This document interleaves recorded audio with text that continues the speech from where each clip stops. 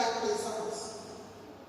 Donne-nous ta lumière et nos yeux te verront par-dessus notre obscurité. Amen. Bien-aimés dans le Seigneur, notre premier texte est tiré dans le livre des Actes des Apôtres, chapitre 1, du 1er au 11e verset. Dans la version du second, il est écrit: Théophile, j'ai parlé dans mon premier livre de tout ce que Jésus a commencé de faire et d'enseigner dès le commencement, jusqu'au jour où il fut enlevé au ciel, après avoir donné ses ordres par le Saint-Esprit aux apôtres qu'il avait choisis. Après qu'il eut souffert, il leur apparut du bas et leur ordonna plusieurs preuves, se montra à eux pendant 40 jours et parlant des choses qui concernent le royaume de Dieu. Comme il se trouvait avec eux, il leur recommanda de ne pas s'éloigner de Jérusalem, mais d'attendre ce que le Père avait promis, ce que je vous ai annoncé, leur dit-il. Car Jean a baptisé d'eau, mais vous, dans peu de temps, vous serez baptisés du Saint-Esprit. Alors les apôtres réunis lui demandèrent: Seigneur, est-ce en ce temps que tu rétabliras le royaume d'Israël? Il leur répondit: Ce n'est pas à vous de connaître les temps ou les moments que le Père a fixés de sa propre autorité. Mais vous recevrez une puissance, le Saint-Esprit survenant sur vous, et vous serez mes témoins à Jérusalem, dans toute la Judée, dans la Samarie et jusqu'aux extrémités de la terre. Après avoir dit cela, il fut élevé pendant qu'il le regardait, et une nuée le déroba à leurs yeux. Et comme ils avaient les regards fixés vers le ciel pendant qu'ils s'en allaient, voici deux hommes vêtus de blanc leur apparurent et dirent: Hommes galiléens, pourquoi vous arrêtez-vous à regarder au ciel? C'est Jésus qui a été enlevé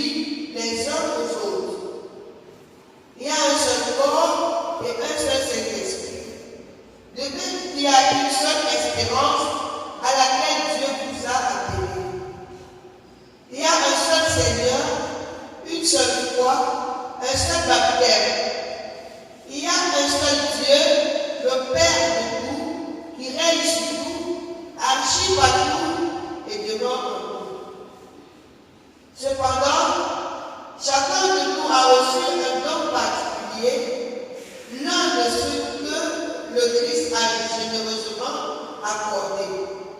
Il est dit dans l'Écriture. Car il est monté vers les auteurs, il a capturé les prisonniers, il a fait des dons aux hommes. Or, que veut-il qu'il est monté? Cela présuppose qu'il est aussi descendu dans les régions les plus profondes de la terre. Celui qui est descendu est aussi celui qui est monté au plus haut des cieux afin de remplir tout l'univers. C'est lui qui a fait des dons particuliers aux hommes. Les hommes, il a fait des apôtres, d'autres des prophètes, d'autres encore des évangélistes, des pasteurs, des enseignants. C'est ainsi qu'il a rendu le peuple de Dieu apte à accomplir son service pour faire croître le corps du Christ. De cette façon, nous parviendrons tous ensemble à l'unité de la foi dans la connaissance du Fils de Dieu. Nous deviendrons des adultes dont le développement atteindra à la stature parfaite du Christ. Amen.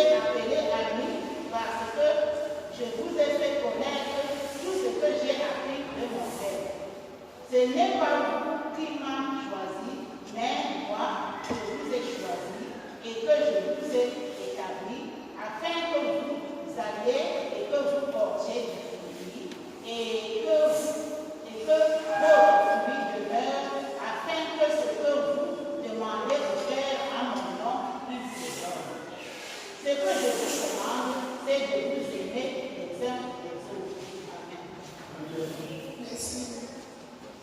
Tous ceux qui ont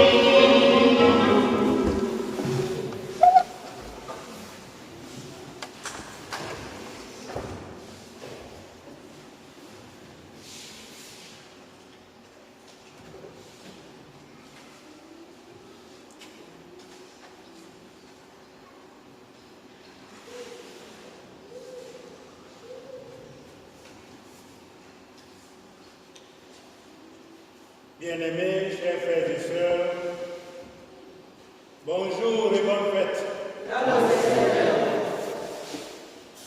Si nous pouvons résumer les trois textes de ce matin, il est question de l'amour, il est question de l'unité, il est question de la bonne nouvelle d'être les serviteurs et les servantes de notre Seigneur. Le premier texte est celui de l'apôtre Paul, adressé à la communauté d'Éphèse. Et dans ce texte, ou dans cette épître, pour être plus précis, l'apôtre Paul écrit à cause de l'amour, il a pour la mission de ramener auprès de Christ, auprès de Dieu, bon nombre de frères et sœurs qui se sont éloignés et qu'on peut mettre à des guillemets, qu'on peut appeler les égarés. À cause donc de l'amour, à cause du fait que Paul a compris pourquoi est-ce que Dieu m'a choisi. Au départ, beaucoup de gens n'ont pas cru à Paul. Ils n'ont pas cru parce que Paul était le premier persécuteur des chrétiens. Un grand officier romain qui persécutait les disciples de Christ et tous ceux qui se réclamaient de Christ.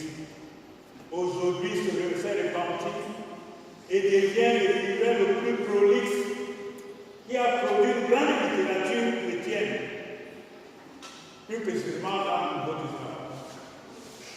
C'est compliqué de le voir et c'est difficile de le suivre parce que quelqu'un qui a été ton boulot hier et aujourd'hui il vient vers toi, la première des choses c'est d'abord quoi? Tu recules d'abord.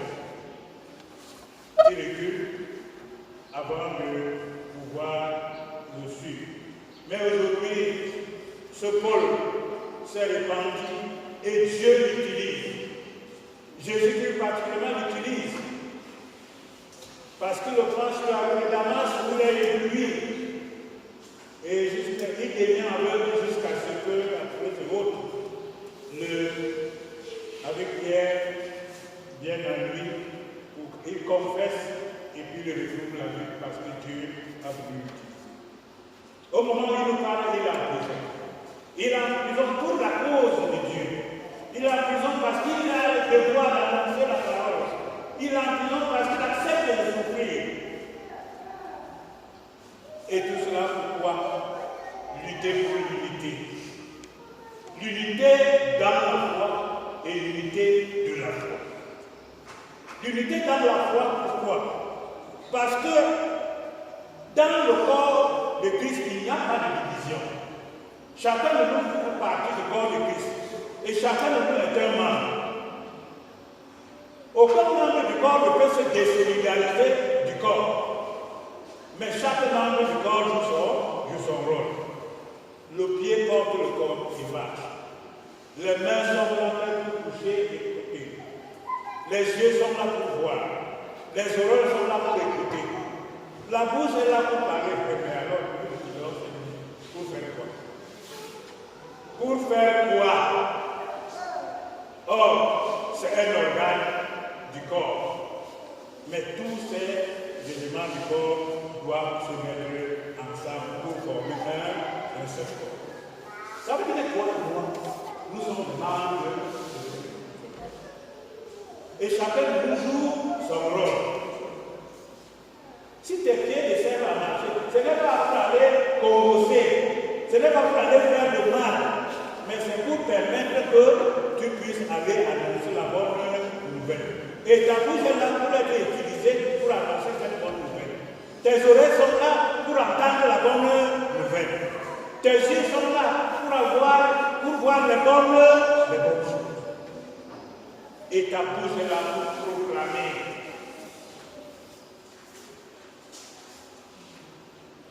Nous sommes donc appelés. Nous sommes donc exhortés ce matin. Parce que dans l'amour, il n'y a pas la haine. Avec l'amour, il n'y a pas de division. Pour l'amour, il y a une cause commune pour laquelle nous devons lutter. Lutter pour sauver les âmes. Lutter pour l'unité. Lutter pour la paix. Lutter pour la réconciliation. C'est ça les vertus des chrétiens.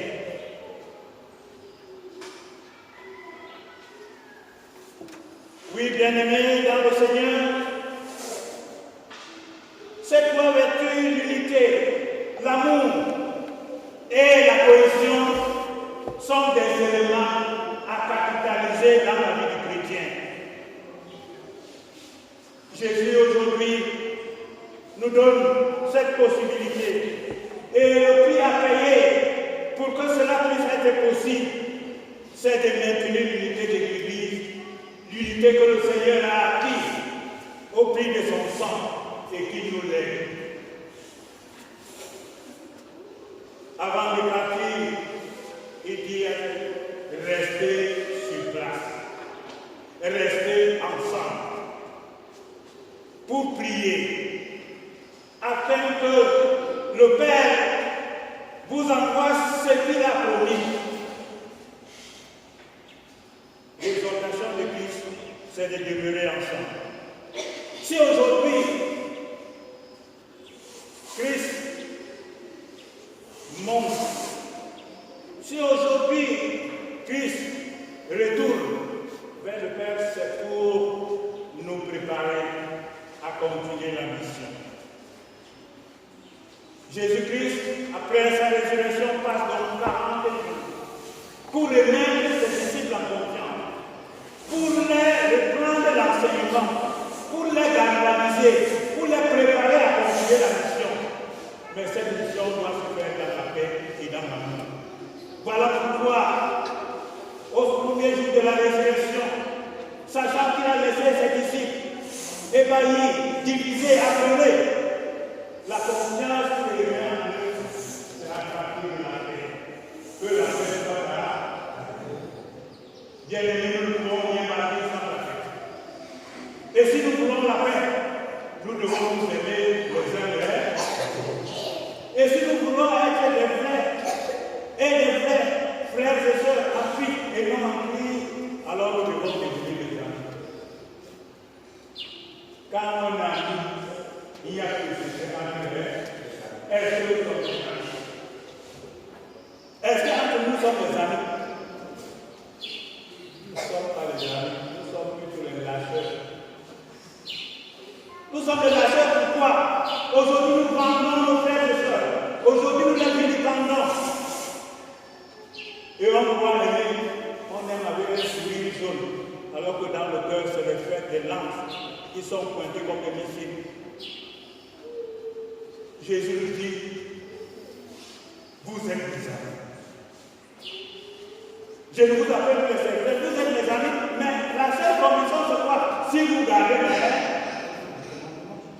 Et le commandement, c'est quoi? Aimez-vous les uns les autres. Il n'y a plus de plus grand commandement que celui-là. Si nous nous aimons, il n'y a pas la haine. Si nous nous aimons, il n'y a pas le bouchardage. Si nous aimons, il n'y a pas de guerre. Si nous nous aimons, il n'y a pas de séparation. Si nous nous aimons, il n'y a pas de division. Si nous nous aimons, il n'y a pas de boycott. Si nous nous aimons, il n'y a pas de jugement. Si nous nous aimons, il n'y a pas de mauvais regard. Si nous nous aimons, il n'y a pas de faute de malade. Aimez-vous les uns les autres comme je vous ai aimé. La verbe de comparaison et de valorisation de l'homme comme je vous ai aimé. Jésus nous a aimés jusqu'à donner sa vie, à s'offrir en holocauste pour nous. Est-ce que nous nous aimons? Est-ce que nous nous sacrifions pour la cause de Christ? Est-ce que nous nous sacrifions pour la bonne cause?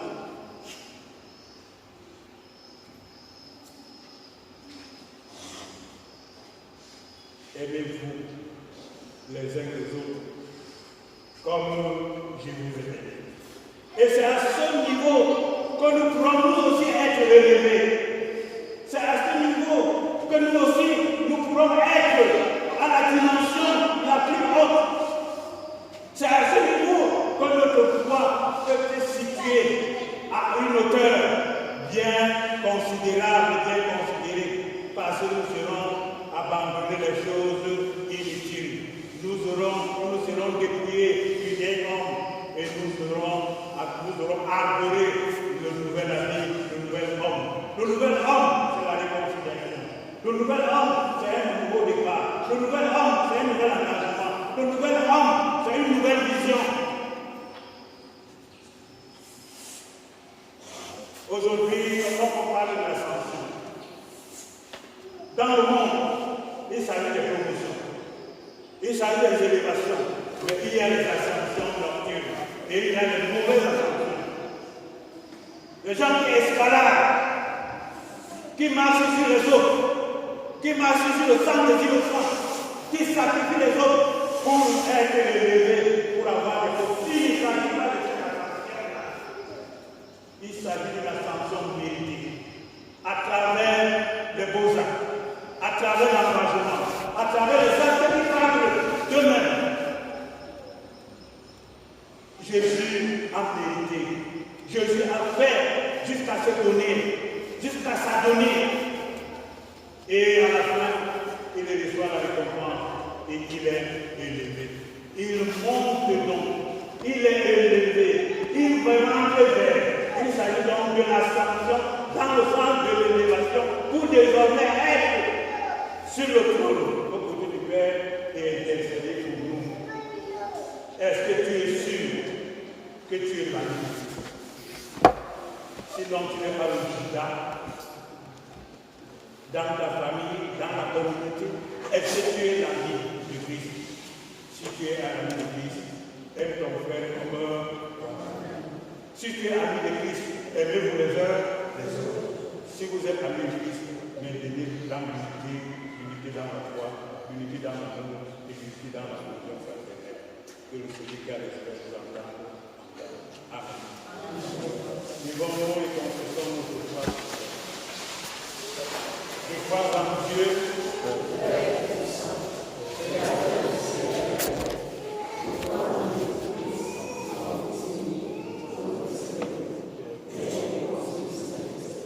Yeah.